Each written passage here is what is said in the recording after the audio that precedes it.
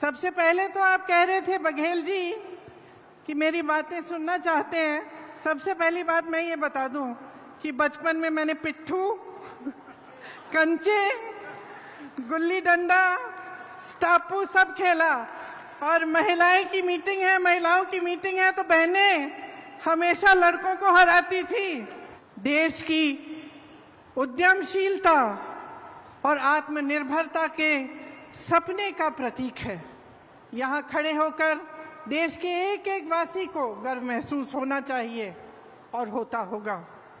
उनमें अपना आत्मविश्वास, साहस, खुशी से मुस्कुरा रही हैं कि सरकार ने उनके लिए कुछ किया है और जो सरकार ने किया है उसके बल पर वो अपने पैरों पे खड़ी हुई हैं। कई बहनों से मैंने पूछा कि इससे पहले क्या करती थी, तो कहा ये पहली बार हम रोजगार कर रहे हैं, पहली बार हम काम कर रहे हैं। मैंने कहा खुश हो? सब ने कहा दीदी बहुत खुश हैं। गांव में हम उतरे और सड़क पर चलकर कुछ लोगों से बातचीत करने लगे। अचानक एक महिला उठी, बहुत जोर जोर से डांटने लग गई मेरे पिताजी को। तो मैं खुद चौंक गई, क्योंकि पिताजी से तो थोड़ा सा डर तो बच्चों को होता ही है, लेकिन उसके ऊपर से वो प्रधानमंत्री थे और मैंने ऐसे नहीं देखा था कि कोई उनको ऐसा डांट सके। जोगरी से उहुआ फुगड़ी में कीर्तिमान स्थापित करे रही से। देखो ये भौरा चले, जोरदार ताली। हमारे छत्तीसगढ़ के परंपरा, हमारे छत्तीसगढ़ के संस्कृति कतका सुंदर। रट मार दे भौरा। प्यारी बहनों, भाइयों, आप बहुत देर से मेरा इंतजार कर रहे हैं, इसके लिए सबसे पहले आपको बहुत बहुत धन्यवाद। दूर दूर से दाई दीदी बहनी, मनला, जोहार, बोलो बमलेश्वरी मैया की जय, छत्तीसगढ़ महतारी की। श्री भूपेश बघेल जी, कुमारी शैलजा जी, श्री टी.एस. सिंहदेव जी, श्री दीपक बैद जी, श्री चंद्रदास महंत जी, श्री तमरदज साहू जी, मोहम्मद अकबर जी, श्री रविंद्र चौबे जी, श्रीमती अनिल भेड़िया जी, मंच पर विराजमान सभी मंत्री, सारे विधायक और विधायिका जी, कांग्रेस पार्टी के कार्यकर्ता, आप सबका भी आज इस मीटिंग में बहुत बहुत स्वागत। सबसे पहले तो आप कह रहे थे बघेल जी कि मेरी बातें सुनना चाहते हैं। सबसे पहली बात मैं ये बता दूं कि बचपन में मैंने पिट्ठू, कंचे, गुल्ली डंडा, स्टापू सब खेला। और महिलाओं की मीटिंग है तो बहनें हमेशा लड़कों को हराती थी। आज यहाँ आकर मुझे बहुत गर्व महसूस हो रहा है। ये भिलाई है 1955 में पंडित जवाहरलाल नेहरू जी ने यहाँ जो स्टील प्लांट है उसकी नींव डाली, और आज जो भिलाई है वो इस पूरे देश के लिए एक मिसाल है। यहाँ पूरे देश भर से लोग आते हैं काम के लिए, एक साथ एकजुट होकर आप सब रहते हैं, और एक तरह से जो आधुनिक भारत है उसकी नींव यहीं पे डली। ये आपकी मेहनत, आपका जज्बा और आपकी पहचान का मिसाल है।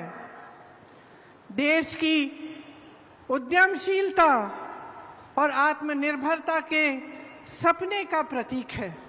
यहाँ खड़े होकर देश के एक एक वासी को गर्व महसूस होना चाहिए और होता होगा। यहाँ इस महिलाओं की मीटिंग में खड़े हुए और भी गौरव इसलिए होता है क्योंकि मीटिंग में मंच पर आने से पहले जब मैं यहाँ गई और मैंने एक एक स्टॉल देखा,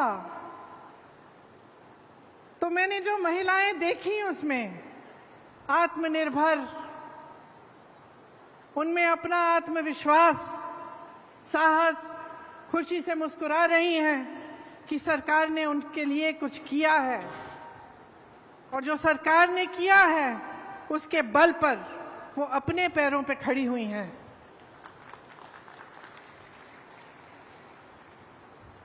कई बहनों से मैंने पूछा कि इससे पहले क्या करती थी, तो कहा ये पहली बार हम रोजगार कर रहे हैं, पहली बार हम काम कर रहे हैं। मैंने कहा खुश हो? सब ने कहा दीदी बहुत खुश हैं, हम अपने पैरों पर खड़े हो पा रहे हैं। एक नौजवान डॉक्टर हैं, गांव-गांव जाती हैं, दवाइयों का वितरण करती हैं। कुछ लड़कियां थीं जो गोबर के साथ अन्य ऐसी चीजें बनाती हैं जिसके वो काम आती हैं, जो बेच सकते हैं, उससे कमाती हैं। स्वयं सेवा समूह है, और आप यहाँ बैठी हैं, आप सबको मालूम है कि स्वयं सेवा समूह के साथ जुड़ने से कितनी अपनी तरक्की हो सकती है। इस सब से मुझे लगा कि छत्तीसगढ़ महतारी के एक हाथ में छत्तीसगढ़ी संस्कृति का कलश है, तो दूसरे हाथ में विज्ञान और तकनीक का ब्रह्मास्त्र भी है। देखिए, गर्व इसलिए होता है क्योंकि अगर आप भिलाई को लें या आप इस सारे कार्यों को लें जो छत्तीसगढ़ की आज सरकार कर रही है, तो ये एक अलग तरह की राजनीति का प्रतीक है। हमारी जो राजनीति है इस देश की, उसकी नींव स्वतंत्रता संग्राम में डली। पंडित जवाहरलाल नेहरू के साथ ऐसे महापुरुष थे जो आजादी के लिए लड़े, और उन्हीं के असूलों से,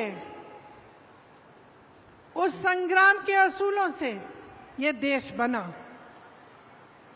तो ये एक ऐसी राजनीति है जिसके नेता आगे भी देखते हैं भविष्य के लिए, और साथ साथ वर्तमान को भी मजबूत बनाते हैं। मैंने खुद अपने अनुभव से ये देखा कि ये राजनीति क्या है। मैं आपको एक कहानी बताती हूँ, बहुत छोटी थी, 12-13 साल की होंगी। अनोखे लाल मेरे दोस्त अमेठी से आए हैं। अमेठी की एक बात है, मेरे पिताजी प्रधानमंत्री थे, उनके साथ मैं अमेठी के दौरे पे गई। आपको मालूम होगा वो उसका संसदीय क्षेत्र होता था। खुद जीप चलाते हुए वो गए, मैं उनके साथ साथ बैठी थी। हम एक गांव में पहुंचे। गांव में हम उतरे और सड़क पर चलकर कुछ लोगों से बातचीत करने लगे। अचानक एक महिला उठी, बहुत जोर जोर से डांटने लग गई मेरे पिताजी को। तो मैं खुद चौंक गई, क्योंकि पिताजी से तो थोड़ा सा डर तो बच्चों को होता ही है, लेकिन उसके ऊपर से वो प्रधानमंत्री थे, और मैंने ऐसे नहीं देखा था कि कोई उनको ऐसा डांट सके। तो डांटने लगी कि भाई मेरी सड़क है, पानी बरसा था, पूरी सड़क डूब गई है, उसमें तुमने क्या किया? और मेरे पिताजी उनको जवाब दे रहे थे। तो ये उस समय की राजनीति है जब प्रधानमंत्री तक नेता को एहसास होता था कि जनता के प्रति उसकी जवाबदेही है। गाड़ी में बैठे मैंने कहा बुरा नहीं लगा पापा? कहते बिल्कुल नहीं, ये मेरा कर्तव्य है, और ये उसका कर्तव्य है, उस महिला का, कि मुझे याद दिलाए, मुझे बताए कि यहाँ ये समस्या है, इस समस्या को सुलझाओ। अब आगे आइए,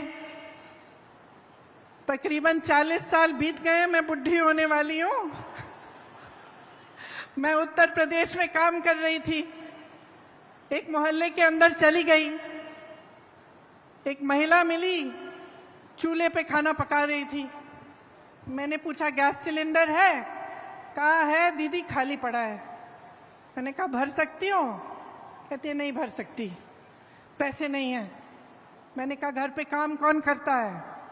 उसने कहा कोई नहीं करता, रोजगार नहीं मिलते आजकल। तो मैंने कहा कमाती कैसी हो, कैसे हो? तो उसने कहा थोड़ी बहुत कांच की चूड़ियां थी, उनको वो जोड़ जोड़ के वो कमा लेती थी थोड़ा बहुत। तो मैंने कहा भाई मोहल्ले की क्या परिस्थितियां हैं? उसने कहा दीदी बिजली के खंभे हैं, बिजली नहीं आती, पानी की टूटी है, पानी नहीं आता, सड़क तो आपने देखी होगी खराब पड़ी हुई है। तो मैंने कहा वोट किसको दोगी? इसी विधायक को दोगी? क्या कहा उसने? मैं इसी को दूंगी। मैंने कहा अरे वाह, अभी तो तुम कह रही थी कि पानी नहीं है, बिजली नहीं है, सड़क नहीं है, रोजगार नहीं है, कमा नहीं पा रही हो, तो इसको क्यों वोट दोगी? इसने क्या किया है तुम्हारे लिए? तो वो धर्म की बातें करने लग गई, जाति की बात करने लग गई। तो तब की राजनीति और आज की राजनीति में बहुत फर्क है। और फर्क क्या आया है? जनता जागरूक तब भी थी, जनता जागरूक अब भी है, लेकिन अब जनता के जज्बातों का इस्तेमाल हो रहा है। धर्म की बातें होती हैं, जाति की बातें होती हैं, और इसमें इनका राजनीतिक इस्तेमाल होता है। और इनका राजनीतिक इस्तेमाल इसलिए होता है क्योंकि जब आपका ध्यान उस तरफ होता है जहां आपके जज्बात है, आपका धर्म है, आपकी जाति की बात है, तो आप नहीं पूछेंगे कि मेरी सड़क तुमने ठीक क्यों नहीं की, तो आप नहीं पूछेंगे कि मेरे लिए पानी क्यों नहीं आ रहा है, मेरी यहां टूटी में पानी क्यों नहीं आ रहा है, तो आप नहीं पूछेंगे कि मेरे पति के लिए, मेरे लिए आपने रोजगार क्यों नहीं दिलवाया। और ये एक साजिश है, एक बहुत बड़ी राजनीतिक साजिश है, जिससे आप सबका ध्यान भटकाया जाएगा ताकि आप सही सवाल नहीं उठा पाएंगे। आज की राजनीति, अफसोस की बात है, लेकिन यही राजनीति चल रही है। आपने देखा होगा केंद्र सरकार को, प्रधानमंत्री श्री नरेंद्र मोदी जी को हाल ही में उन्होंने G20 कराया। कोई नहीं कहता कि ये बुरी चीज है, अच्छा है, देश का मान सम्मान बढ़ता है, अच्छा है। 27,000 करोड़ रुपए इन्होंने खर्चे यशोभूमि को बनाने में, 20,000 करोड़ रुपए इन्होंने खर्चे नए संसद भवन को बनाने में, 8,000 रुपए के ये हवाई जहाजों में उड़ के जाते हैं सिर्फ उनके लिए। 2 हवाई जहाज खरीदे हैं 8,000 करोड़ रुपए के। लेकिन ये आपको ये जवाब नहीं दे पाते कि आपकी सड़कें टूटी क्यों हैं, ये आपको ये जवाब नहीं दे पाते कि आपके घर में रोजगार क्यों नहीं आ रहा है, ये आपको ये जवाब नहीं दे पाते कि महंगाई इतनी क्यों बढ़ गई है कि आपकी कमर तोड़ी जा रही है, कि इस देश का किसान आज 27 रुपए प्रतिदिन कमा रहा है। ये जवाब नहीं दे सकते कि जब इस देश का किसान 27 रुपए प्रतिदिन कमा रहा है तो उनके बड़े बड़े उद्योगपति दोस्त एक दिन में 1600 करोड़ रुपए कैसे कमा रहे हैं। देश का मान सम्मान बढ़ता है, ये हर देशवासी के लिए अच्छी चीज है, सबको गर्व होता है, लेकिन इसका मतलब नहीं कि इस देश के गरीब, इस देश के मिडिल क्लास को भूल जाएं और ये भूल जाएं कि सत्ता उन्हें किसने दी और उनको कैसे मिली। आज छत्तीसगढ़ में एक ऐसी प्रदेश की सरकार है जो पुरानी वाली राजनीति के असूलों पर चल रही है। केंद्र की सरकार ने गरीबों और मिडिल क्लास से छीना है और छीन के अपने बड़े बड़े उद्योगपति मित्रों को सींचा है। छत्तीसगढ़ की इस प्रदेश सरकार ने एक एक पैसा आपके जेब में वापस डाला है।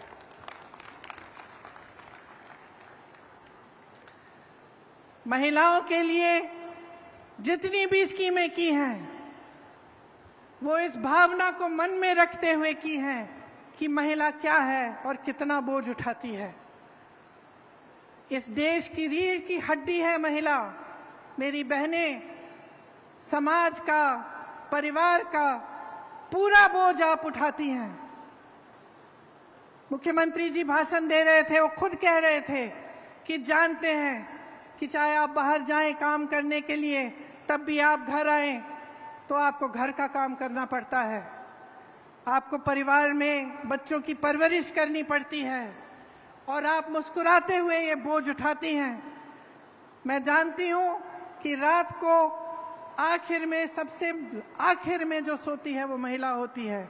जब सारा घर साफ हो जाता है, चाहे कहीं की भी हो, चाहे वो गरीब महिला हो, चाहे बड़े घर की महिला हो, लेकिन परिवार का बोझ, समाज का बोझ भी उठाती है। और जो हमारी संस्कृति है, हमारे असूल हैं, जिस पर अगली पीढ़ी का भविष्य बनता है, वो भी महिलाएं बनाती हैं और महिलाएं उसकी रखवाली करती हैं। तो यही भावना प्रदेश सरकार ने आगे बढ़ाई और महिलाओं के लिए, आपको और भी सशक्त बनाने के लिए तमाम स्कीमें भूपेश बघेल जी की सरकार ने आगे बढ़ाई।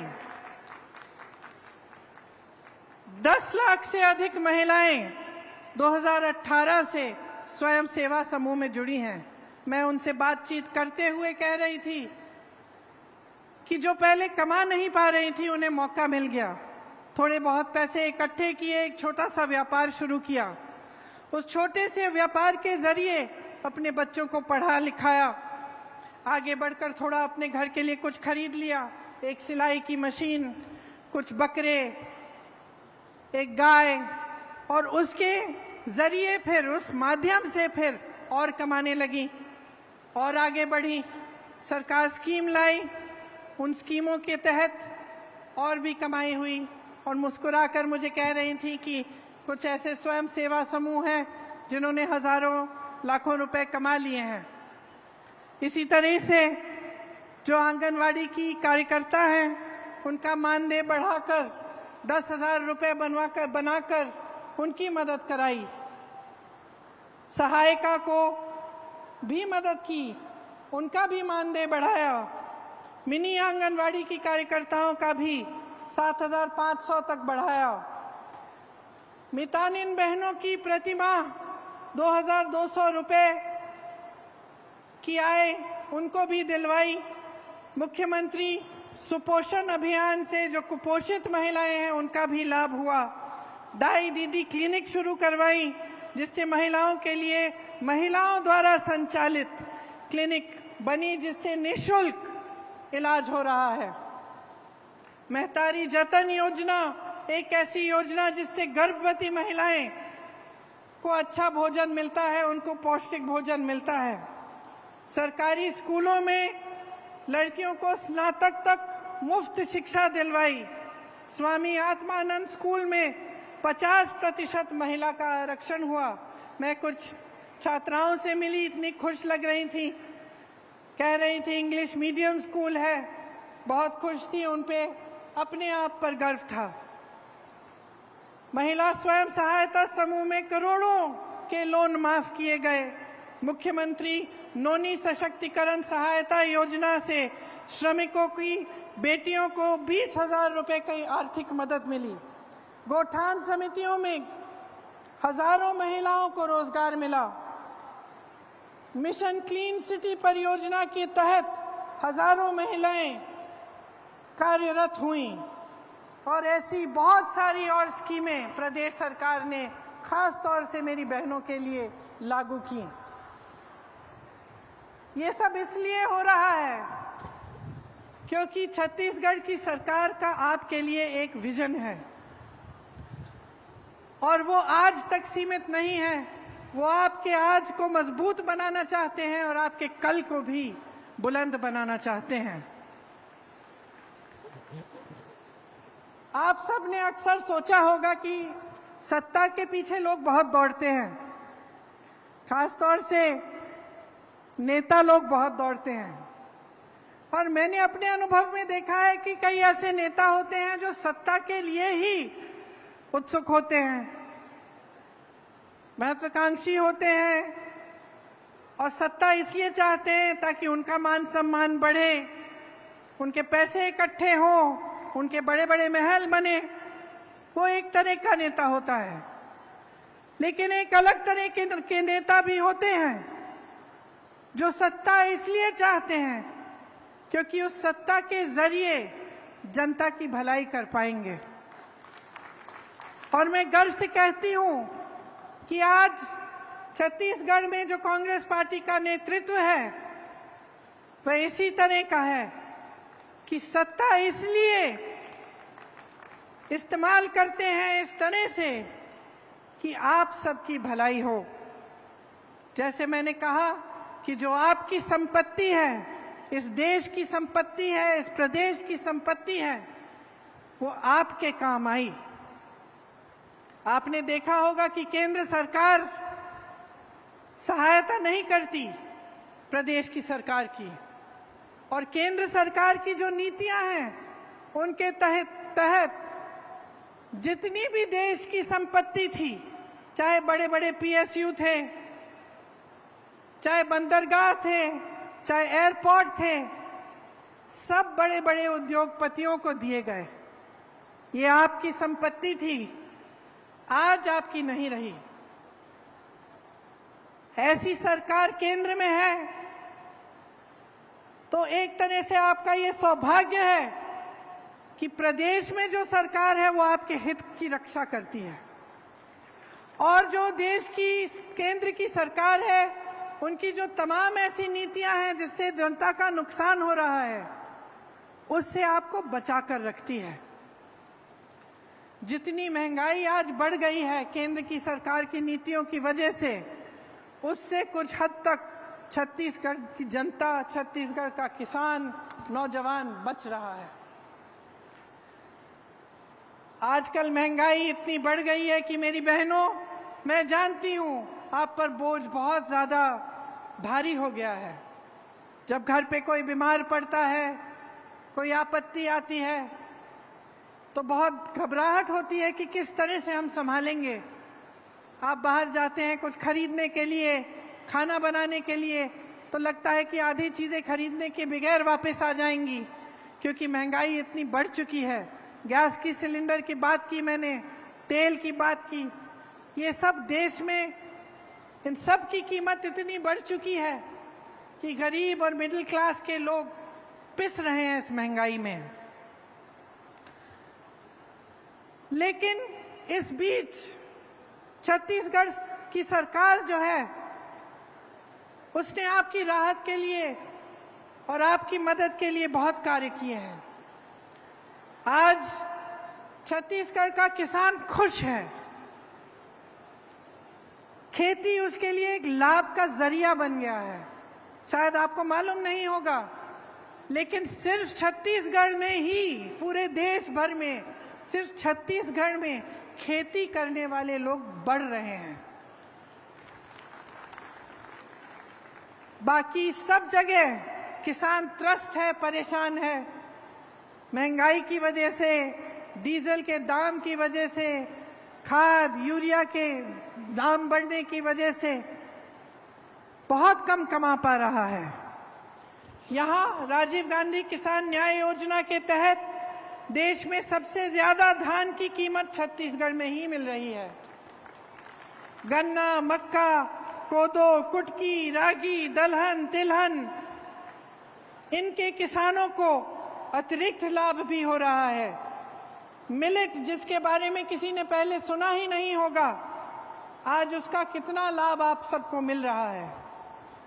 आज छत्तीसगढ़ का नाम देश भर में जाना जाता है और आपके प्रदेश का सम्मान हर रोज बढ़ते चले जा रहा है। मैंने सुना कि प्रधानमंत्री मोदी जी यहां आकर धान खरीदी का श्रेय लेते हैं। मैं उत्तर प्रदेश से आती हूं। मैं पूछना चाहती हूं कि अगर मोदी जी की सरकार ही छत्तीसगढ़ का धान खरीद रही है, तो उत्तर प्रदेश के किसान अपना धान 1200 या 1400 रुपए में क्यों बेच रहे हैं? वहां तो इन्हीं की सरकार है। आवारा पशु की इतनी बड़ी समस्या पूरे उत्तर भारत में है। जहां जहां हम जाते हैं लोग त्रस्त हैं, परेशान हैं। आवारा पशु रात को खेती खा रहा है, पूरी रात महिलाओं को खेती में बैठना पड़ता है अपनी खेती की रखवाली करने के लिए। यहाँ जो गोठान की स्कीम है उसके जरिए ये समस्या ही दूर हो चुकी है। इसका मिसाल हर चुनाव में हम हर प्रदेश में देते हैं। उत्तर भारत में, उत्तर प्रदेश में मैंने गांव-गांव में कहा कि छत्तीसगढ़ का मिसाल देखिए, ये समस्या हल हो सकती है, छत्तीसगढ़ में हल की गई है। सरकार बनने पर 24 घंटों के अंदर अंदर ही छत्तीसगढ़ के किसानों का कर्ज माफ होना शुरू हुआ। भूमिहीन कृषि मजदूरों को सालाना 7,000 रुपए की अधिक सहायता मिल रही है। 91 लाख एकड़ वन भूमि पर 5 लाख से अधिक पट्टे दिए गए हैं। बस्तर में आदिवासियों की 4,200 एकड़ कृषि भूमि वापस की गई है। इसी तरह से लाखों बीपीएल परिवारों का 5 लाख तक निःशुल्क इलाज हुआ है। तेंदुपत्ता संग्रह का मेहनताना बढ़ाकर 4,000 रुपए कर दिया गया है। कमजोर वर्ग के 2.5 लाख से ज्यादा बच्चों को आधुनिक स्कूलों में शिक्षा मिल रही है। देखिए, ये प्रदेश, ये देश, ये आपकी संपत्ति है। आज जिन समस्याओं से आप जूझ रहे हैं उनमें साफ है कि केंद्र सरकार की जो नीतियां हैं उनकी वजह से महंगाई, बेरोजगारी बढ़ रही है। प्रदेश सरकार पूरी तरह से कोशिश करती है कि इन समस्याओं से आपको बचाए और आपकी सहायता करे। चुनाव आने वाला है। चुनाव के समय सब नेता आपके सामने आकर वोट मांगते हैं। मैं सिर्फ आपसे आपकी जागरूकता मांग रही हूं। जागरूक बनो। जो कहानी मैंने आपको बताई कि एक गांव की महिला ने प्रधानमंत्री से पूछा कि तुमने मेरी सड़क ठीक क्यों नहीं की, उस तरह से आप भी बनो। जागरूक बनो और देखो कि पिछले 5 सालों में इस प्रदेश सरकार ने आपके लिए क्या नहीं किया, कितने कैसे कार्य किए हैं जिससे आप आगे बढ़ रहे हैं और आप विकसित हो रहे हैं। आपका नाम, आपके प्रदेश का नाम देश भर में, दुनिया भर में रोशन हो रहा है। और इस जागरूकता का इस्तेमाल अपनी ही भलाई के लिए करो। जब सवाल उठाते हो, जब जागरूक बनते हो, तो आपकी समस्याएं आगे आती हैं और आपका ध्यान भटकता नहीं है।